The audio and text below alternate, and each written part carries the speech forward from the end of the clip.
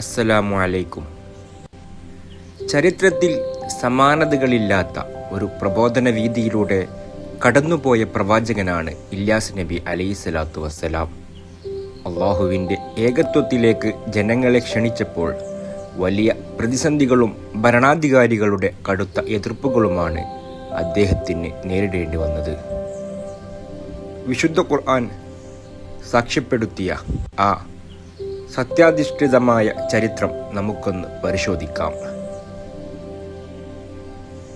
Israel സന്തതികളിലേക്ക് നിയോഗിക്കപ്പെട്ട പ്രവാചകനായിരുന്നു ഇല്യാസ് നബി അലൈഹിസ്സലാത്തു വസ്സലാം.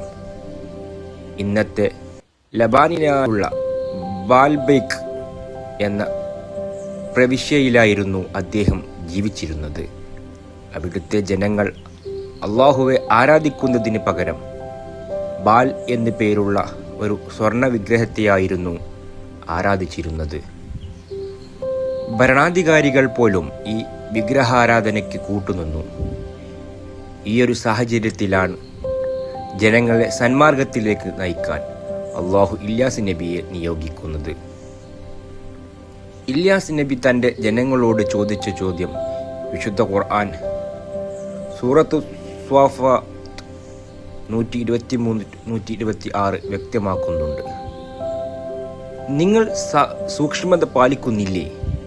ഏറ്റവും നല്ല സൃഷ്ടാവിനെ വിട്ടേച്ച് നിങ്ങൾ ബാൽ എന്ന വിഗ്രഹത്തെ വിളിച്ചു പ്രാർത്ഥിക്കുകയാണോ? നിങ്ങളുടെയും നിങ്ങളുടെ പൂർവികരുടെയും രക്ഷിതാവായ അള്ളാഹുവെയാണ് നിങ്ങൾ ഉപേക്ഷിക്കുന്നത്. എന്നാൽ ജനങ്ങൾ അദ്ദേഹത്തെ കള്ളനാക്കി ചിത്രീകരിക്കുകയും ആ സന്ദേശം തള്ളിക്കളയുകയുമാണ് ചെയ്തത്. സത്യം നിഷേധിച്ച ആ ജനതയിലേക്ക് അള്ളാഹുവിൻ്റെ പരീക്ഷണം എത്തിച്ചേർന്നു. തുടർച്ചയായ 3 വർഷത്തോളം ആ നാട്ടിൽ മഴ പെയ്തില്ല. കടുത്ത വരൾച്ചയും പട്ടിണിയും കാരണം ജനങ്ങൾ വലഞ്ഞു. മൃഗങ്ങൾ ചത്തൊടുങ്ങി.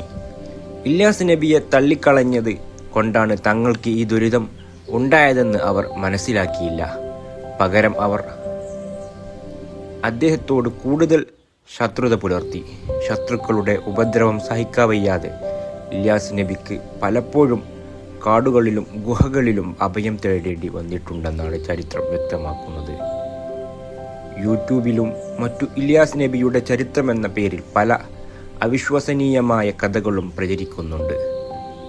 അദ്ദേഹം ആകാശത്തേക്ക് ജീവനോടെ ഉയർത്തപ്പെട്ടു എന്നോ ഇപ്പോഴും ജീവിച്ചിരിക്കുന്നു എന്നോ ഒക്കെയാണ് കഥകൾ. ഇസ്രായേലി ഉദ്ധരണികളിൽ മറ്റ് മതഗ്രന്ഥങ്ങളിൽ നിന്നുള്ളവയാണ്. ഇസ്ലാമിക പ്രമാണങ്ങൾ അനുസരിച്ച് ഇതിന് യാതൊരു അടിസ്ഥാനവുമില്ല. മറ്റ് പ്രവാചകന്മാരെ പോലെ തൻ്റെ ദൗത്യം പൂർത്തിയാക്കി മരണപ്പെട്ട ഒരു മനുഷ്യൻ മാത്രമായിരുന്നു ഇല്യാസ് നബി അലൈഹിസ്സലാത്തു വസ്സലാം. ഖുർആൻ പറയുന്നു, ഇല്യാസ് നബിക്ക് അള്ളാഹു പിൽക്കാലക്കാരിൽ നല്ല കീർത്തി അവശേഷിപ്പിച്ചിരിക്കുന്നു. അദ്ദേഹത്തിന് അള്ളാഹുവിൻ്റെ സലാം ഉണ്ടാകട്ടെ. ഒരു യഥാർത്ഥ വിശ്വാസി പ്രതിസന്ധികളിൽ എങ്ങനെ ഉറച്ചു നിൽക്കണം എന്നതിന് ഉത്തമ ഉദാഹരണമാണ് ഇല്യാസ് നബിയുടെ ജീവിതം. ഈ ചരിത്രം നിങ്ങൾക്ക് ഉപകാരപ്പെട്ടെങ്കിൽ വീഡിയോ ലൈക്ക് ചെയ്യാനും ഷെയർ ചെയ്യാനും ചാനൽ സബ്സ്ക്രൈബ് ചെയ്യാനും മറക്കരുത്. നന്ദി. അസ്സലാമു അലൈക്കും.